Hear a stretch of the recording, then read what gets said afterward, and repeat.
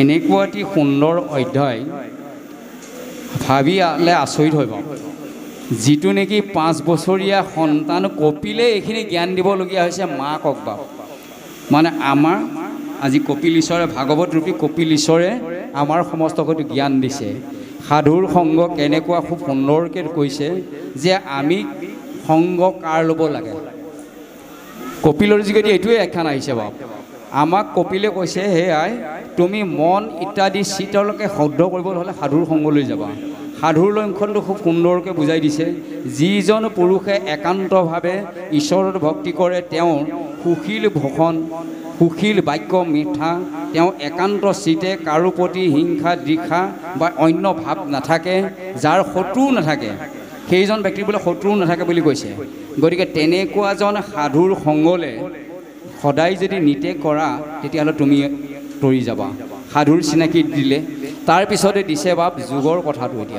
এতিয়া কৈছে যে মই কেনেকৈ বুজি পাম শ্ৰদ্ধা ৰতি ভক্তি অনুক্ৰমে উপজয়, অল্পকালে ঈশ্বৰত তাৰাক নিশ্চয়, তেবে সি দেহে জীৱ মুকুতি পায়, তেতিয়াহে কেতিয়া আমি এই দেহটো উদ্ভতি পাওঁ। অ' বাপ একেদিনাই মুক্তি আৰু ভক্তি নহ'ব দেই বাপ, সাৱধান। কিন্তু আমি এনেকুৱা এটা বস্তু নহয় পানী পিয়াহ লাগিছে গিলাচটোত পৰিপূৰ্ণ পাই দিছোঁ, একেবাৰে ঘুটঘুটকৈ গিলি দিছোঁ, পিয়াহ দূৰ হৈ গৈছে। ভক্তি বোলা বস্তুটো ক্ৰমাগতভাৱে হ'ব বাৰু। শ্ৰদ্ধাৰ পৰা ক্ৰমে ক্ৰমে যিমানে শ্ৰদ্ধা কৰা যায় ৰতিত পৰিণত হ'ব আৰু ক্ৰমাগতে বাঢ়ি বাঢ়ি যাওঁতে সি অভ্যাসত পৰিণত হৈ ভক্তিত পৰিণত হ'ব। তেতিয়াহে ঈশ্বৰৰ ওচৰ পাবগৈ পাৰি।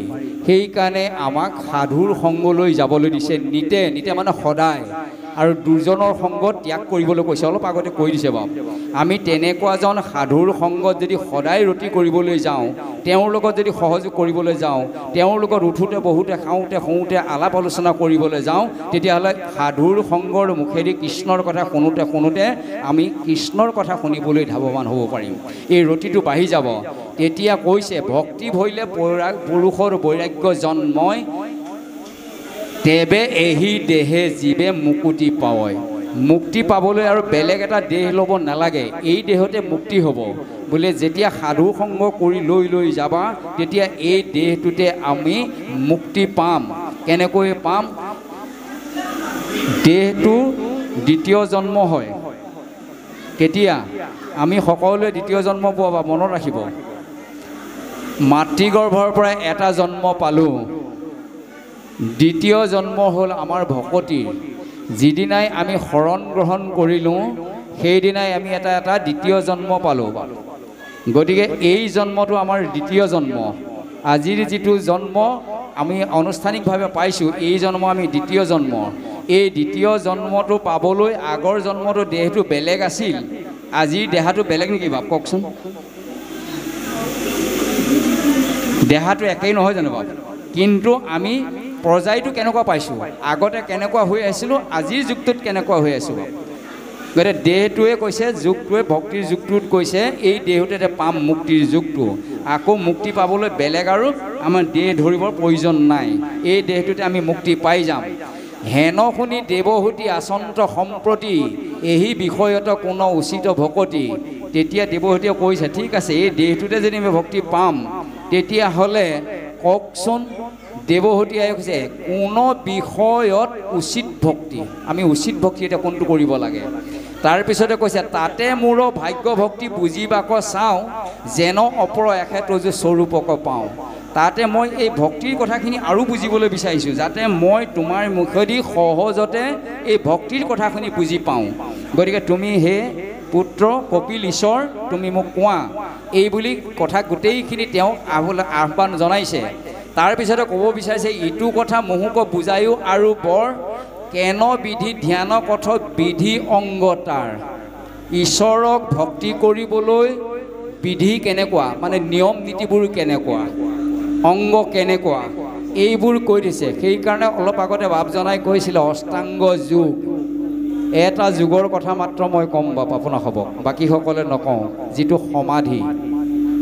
সমাধিত ঈশ্বৰক পায়, এই যুগটোত অলপ পিছত বাই ক'বগৈ দেৱহূতিক ক'ব এহি ধ্যানে যিটো মুক্ত ভৈলা আছেনে দেহটো আছেনে নাই তাক ক'ব নোৱাৰা অৱস্থা হ'ব। এই ধ্যান যুগলৈ যাব বাৰু। এটাই হৈছে ঈশ্বৰক মুখ্য প্ৰাপ্তি হ'বলৈ যুগ হ'ল ধ্যান যুগ।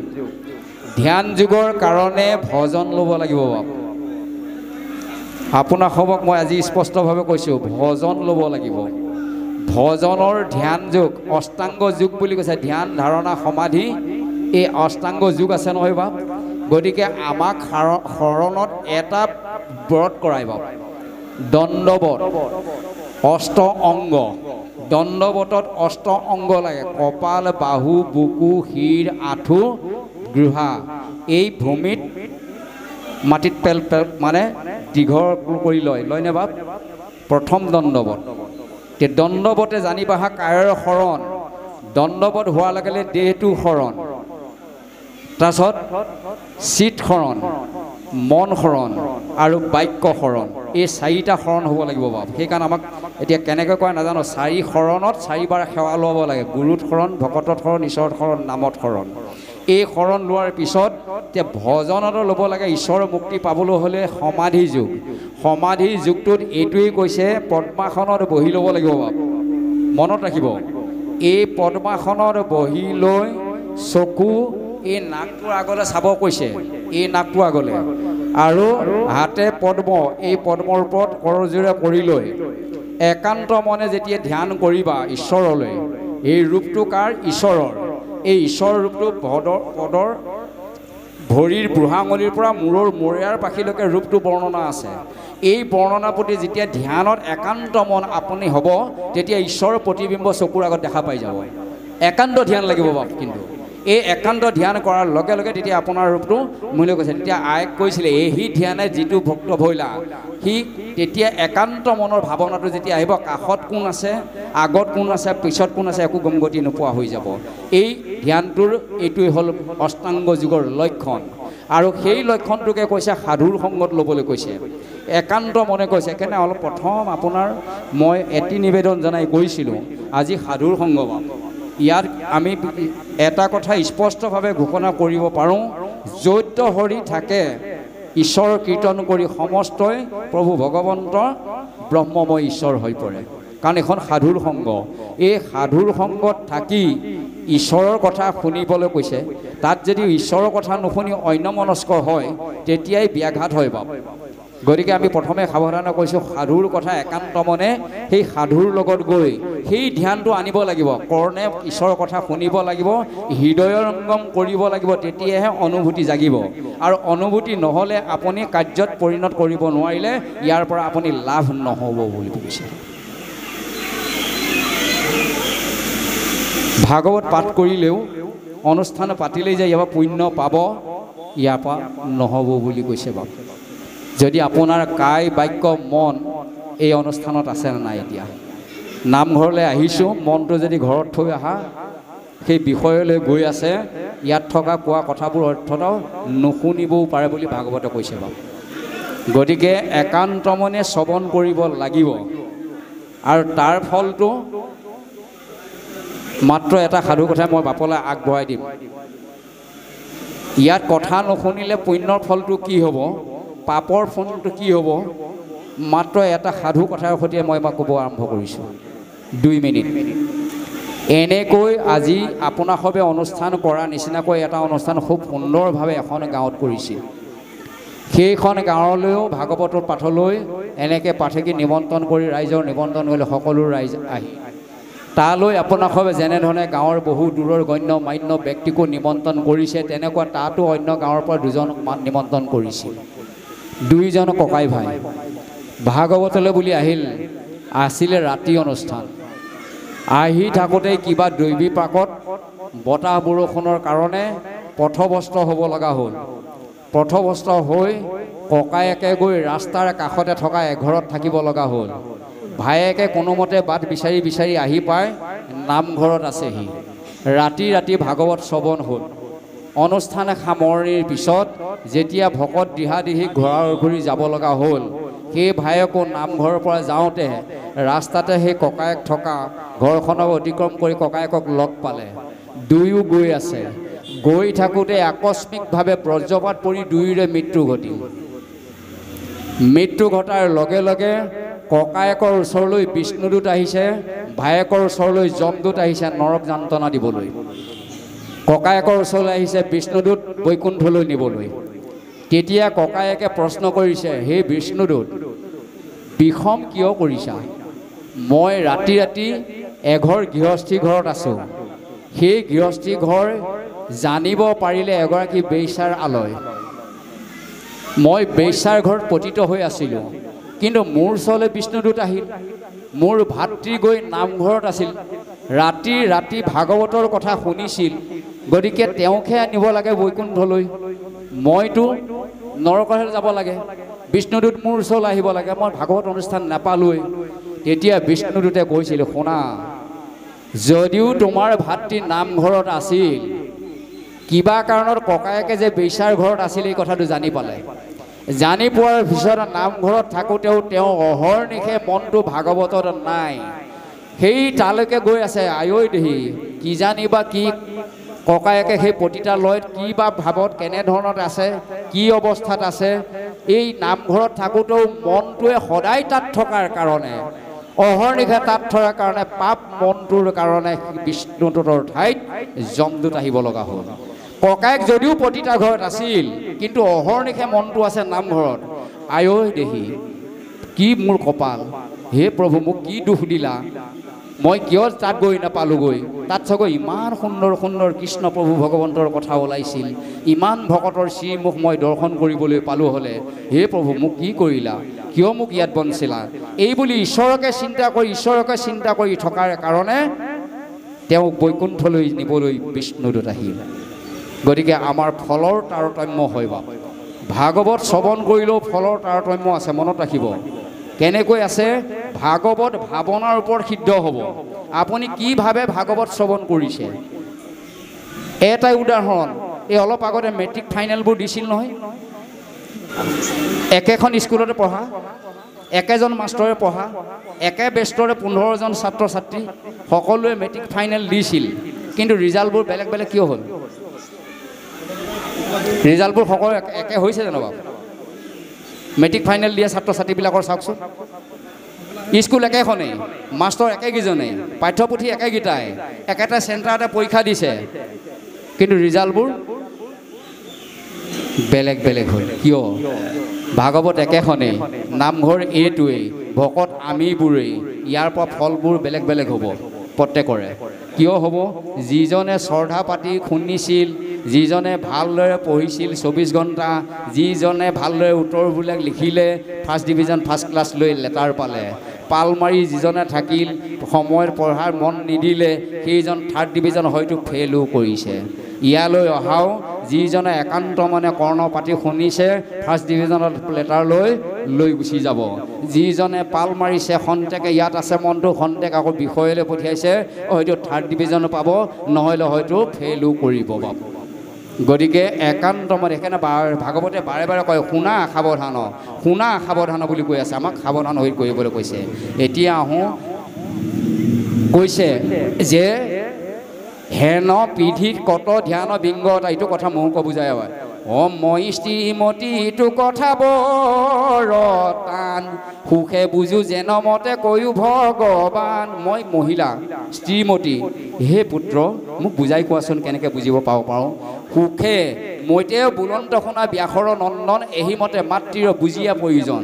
আকৌ মৈতেয় বিদুৰৰ আগত কৈছে কথাখিনি যে হে মৈতেয় বিদুৰ শুনাচোন, যেতিয়া কপিলে মাকক কি বুলি ক'বলৈ আৰম্ভ কৰিছে, মাকে যেতিয়া সুধিছিল এই কথাখিনি প্ৰত্যুত্তৰত কপিলে ক'বলৈ আৰম্ভ কৰিছে, কপিল ঈশ্বৰ মনে আনন্দিত ভৈলা, ও সাংখ্য ভক্তি যুগ মতে কহিবা কলৈলা। ভগৱন্ত বদতি শুনিওৱাবে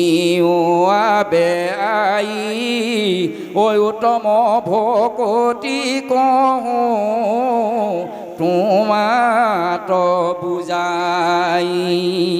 তেতিয়া কপিল ঈশ্বৰে মাকক ক'বলৈ আৰম্ভ কৈছে, অ শুনাচোন, তেতিয়াহ'লে উত্তম ভক্তি কি মই তোমাক এতিয়া বুজাই কওঁ। আমাক এতিয়া ঈশ্বৰৰ ভক্তি কৰিব লাগে, আৰু উত্তম ভক্তিটো কি তাকে এতিয়া ঈশ্বৰে ভাগৱত মানে কপিল ঈশ্বৰৰ বাংময় শব্দ ব্ৰহ্ম ভাগৱতে এতিয়া আমাক ক'ব পাব। হে ৰাম পুৰুষৰ সহজে ইন্দ্ৰিয় বৃত্তি ছয়, অজেনমতে নিষ্কামে হৰিত প্ৰৱৰ্তয়, ভাগৱত ভক্তি তেবে ইহা কবুলয়, মুখ্যটো অধিক আতি গৰিষ্ঠ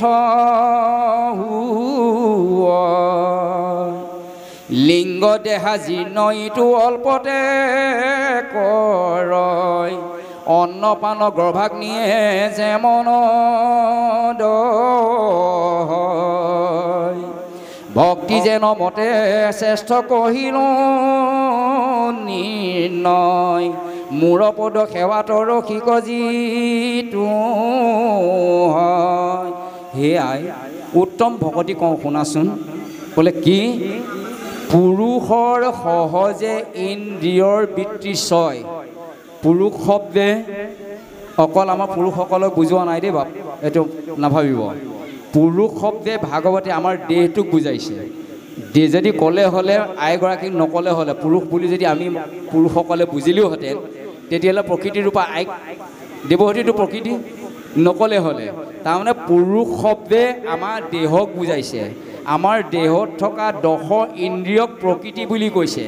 গতিকে এই প্ৰকৃতিৰ কথাটো কৈছে, পুৰুষৰ সহজে ইন্দ্ৰিয়ৰ বৃত্তি ছয়। আমাৰ দেহৰ এই অংগবিলাকৰ বৃত্তি কি, লক্ষণ কি? চকুৱে ৰূপ দেখা, কাণে শুনা, জিভাই কোৱা, গ্ৰহণ কৰা, গুহ্যই এইবোৰ ইন্দ্ৰিয়ৰ বৃত্তি হয় নে নহয়? এতিয়া ভাগৱতে ইন্দ্ৰিয়ৰ বৃত্তিবিলাকে কৈছে, চকুৱে দেখিবলৈ কৈছে কৃষ্ণৰ ৰূপটো, কাণে শুনিবলৈ কৈছে কৃষ্ণৰ কথা, জিভাই ল'বলৈ দিছে কৃষ্ণৰ নাম, ভৰিক কৈছে ভকতৰ সংগলৈ যাবলৈ, হস্ত কৈছে ভকতক সেৱা কৰিবলৈ। এই হস্ত, এই হ'ল ইন্দ্ৰিয়ৰ বৃত্তি। এইবোৰ বৃত্তি যদি ঈশ্বৰে দি পঠিওৱা বৃত্তিবোৰ যদি আমি বেলেগ বৃত্তিত পৰিণত কৰিছোঁ, তেতিয়াহ'লে আমাৰ বিসংগতি হ'ব। গতিকে মাকক কৈছে, আই শুনাচোন, যে প্ৰথমে বৃত্তিবিলাক নিমজ কৰিব লাগিব। বৃত্তিবিলাক তাৰমানে ঈশ্বৰলৈ নিব লাগিব। এই হাত দুখন আছে নহয় বাপ, ভকতক দেখিলে কৃষ্ণ বুলি সেৱা কৰিব জানিব লাগিব বাপ, কৃষ্ণ বুলি ক'বলৈ আগবঢ়াব পাব লাগিব। তেতিয়াহে এই ইন্দ্ৰিয়ৰ বৃত্তিবোৰ ঈশ্বৰলৈ নিমজিব, ঈশ্বৰমুখী হ'ব। যদি হাত দুখন এনেকৈ যায় বাপ, হাতখন যদি ভকতলৈ দেখি এনেকৈ যায়, বৃত্তি বিপৰীত হ'ব বাপ। এইটো হ'লে চিধা ৰাস্তালৈ গুচি যাব। গতিকে এইটো কৈছে বৃত্তি। তাৰপিছতে আহিছে যেনমতে নিষ্কাম হৰিত হয়, ভগৱন্ত ভক্তি তেবে ইহা কবুলয়। ঈশ্বৰক ভক্তি কৰিবলৈ আৰু বেলেগে নাই অভাৱ। ভাগৱত ধৰ্ম আৰু ঈশ্বৰত ভক্তি বোলা বস্তুটো গোটাও নহয়, চেপেটাও নহয়, চকুৱে দেখাও নাপায়। এই আমাৰ দেহৰ ইন্দ্ৰিয়গণে ঈশ্বৰমুখী হোৱাই হৈছে ভাগৱত ধৰ্ম, আৰু বেলেগে ভাগৱত ধৰ্ম নাই। আৰু ঈশ্বৰমুখী হোৱাই বাক্যে ঈশ্বৰৰ নাম, কৰ্ণে ঈশ্বৰৰ কথা শুনা, চকুৱে ভকতক ঈশ্বৰৰ ৰূপ দেখা, পদে ভগৱন্তৰ ঠাইলৈ যোৱা, এই ইন্দ্ৰিয়ৰ বৃত্তিবিলাকেই হৈছে ভাগৱত ধৰ্ম। ভাগৱত